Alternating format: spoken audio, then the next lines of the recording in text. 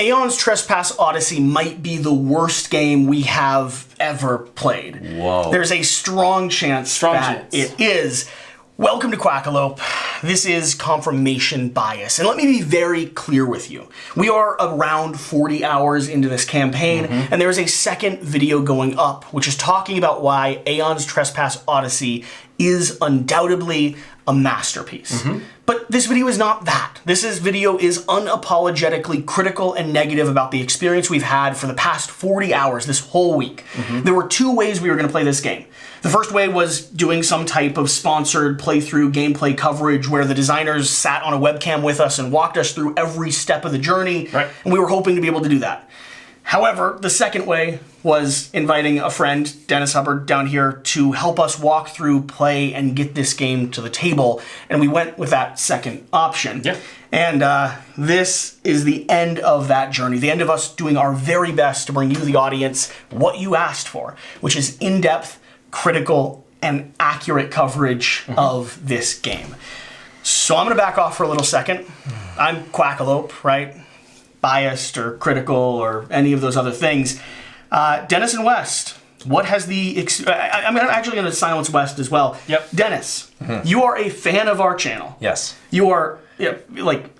a fan of the board game space. You spend money. You backed Kingdoms Forlorn based off of our coverage directly. 100%. The next game coming from Into the Unknown. Yep. And I'm excited to have that come to the table. Sure.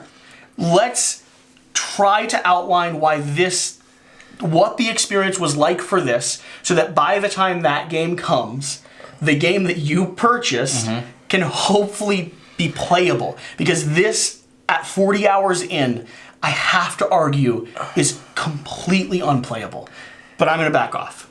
I would temper that in just the way that if you're going to make this game playable for yourself, you have to make a lot of judgment calls and you cannot try to get every rule correct.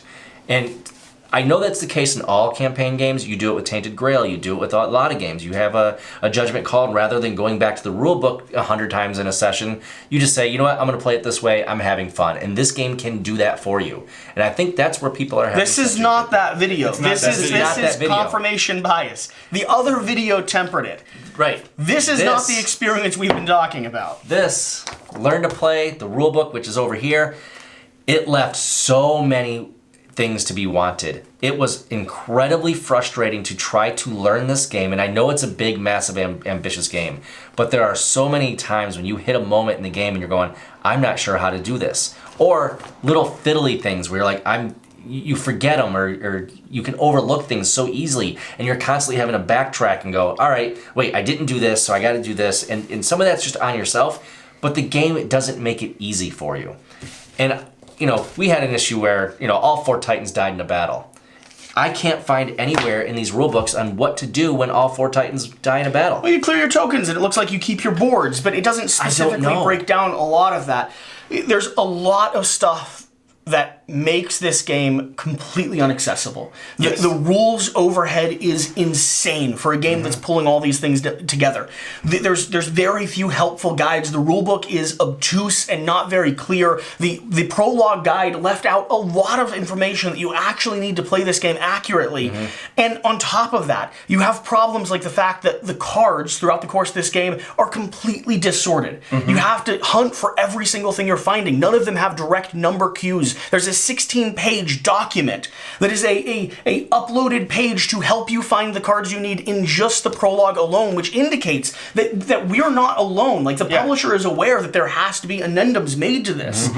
Like, we are 40 hours into this process. You've read the rulebook through 3 times, stayed up after we all went to bed to continue studying this because you wanted to get this to the table with us.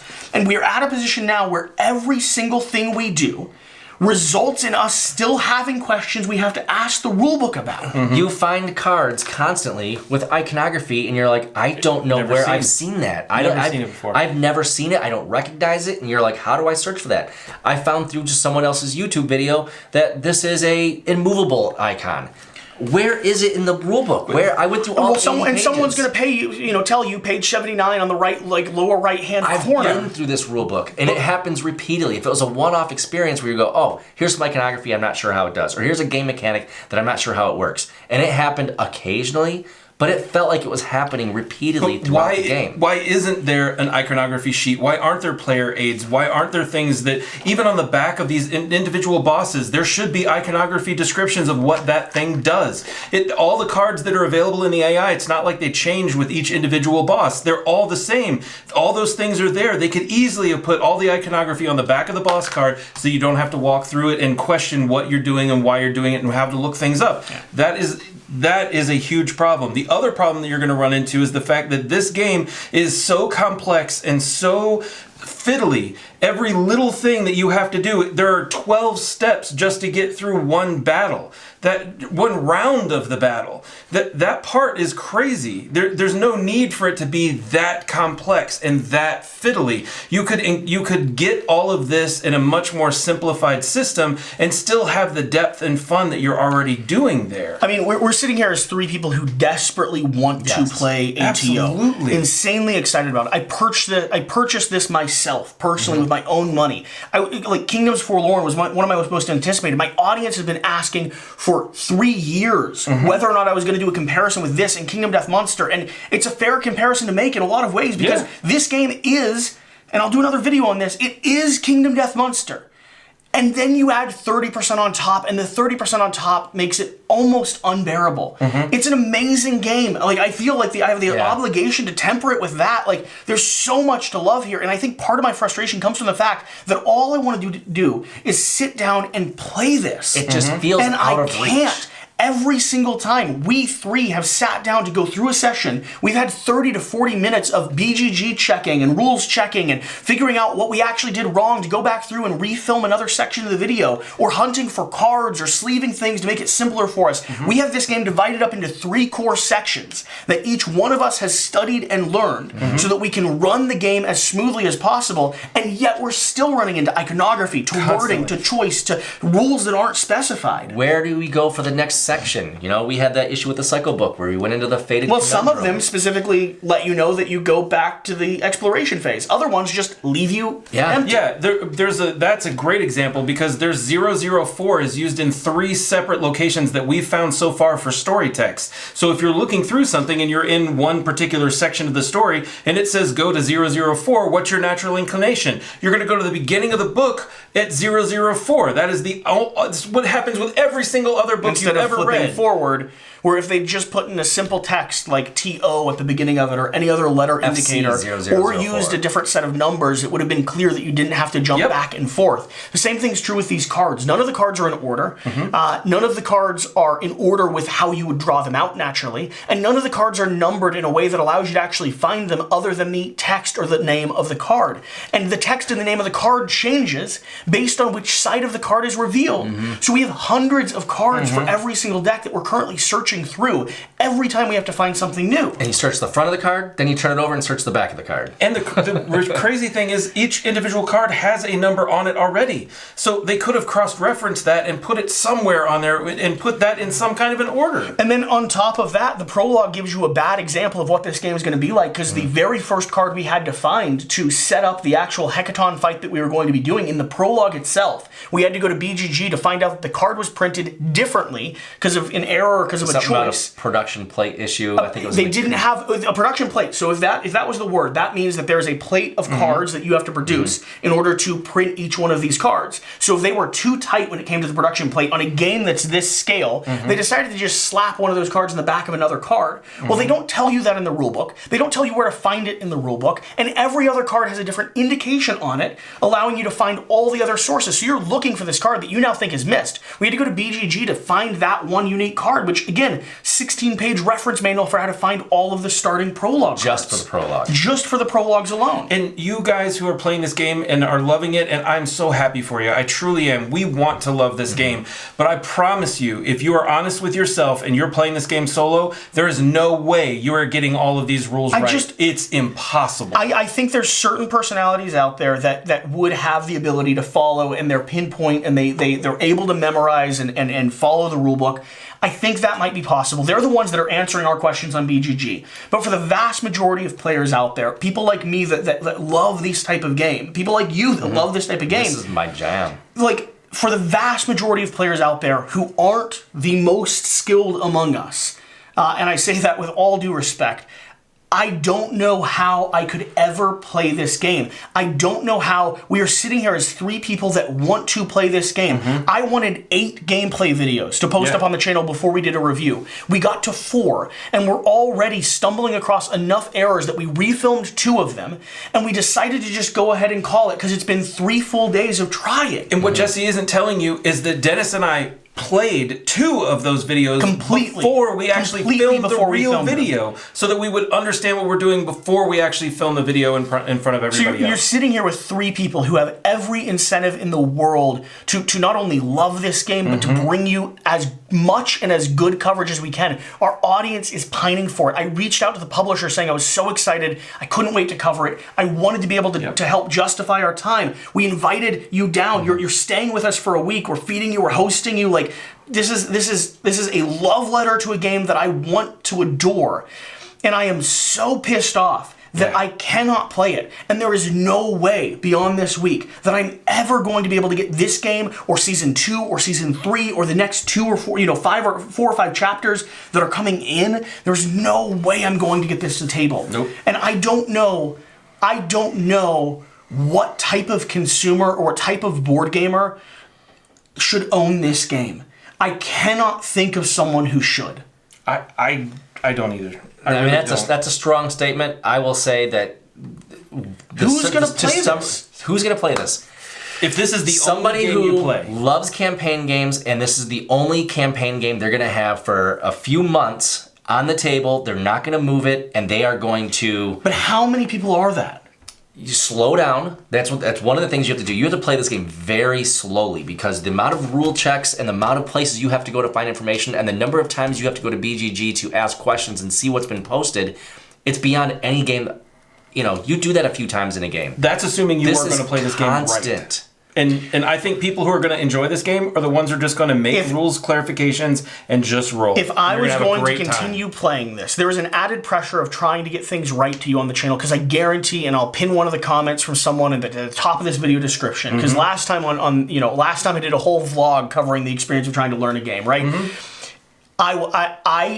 If I was going to continue playing this off camera, which I just don't have the time for, I would have to just make judgment calls, and I think I would have a pretty amazing time. Yeah, and that's and so there's an added pressure here of trying to be right, because someone in the comment section, dozens of people in the comment section, this is a bad video for me to put out, because dozens of people in the comment section are going to say one of a multitude of things, and one of the things they're going to say is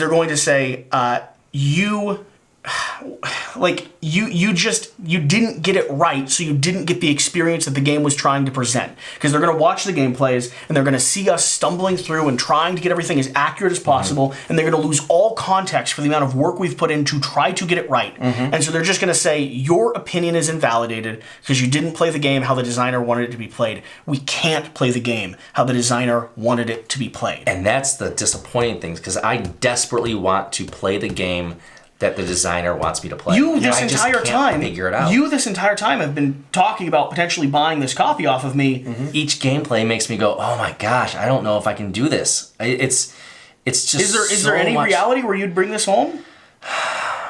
If just like you said, you can have fun with this game if you sit down and just ignore some rules, just understand that you're going to do some things wrong, go.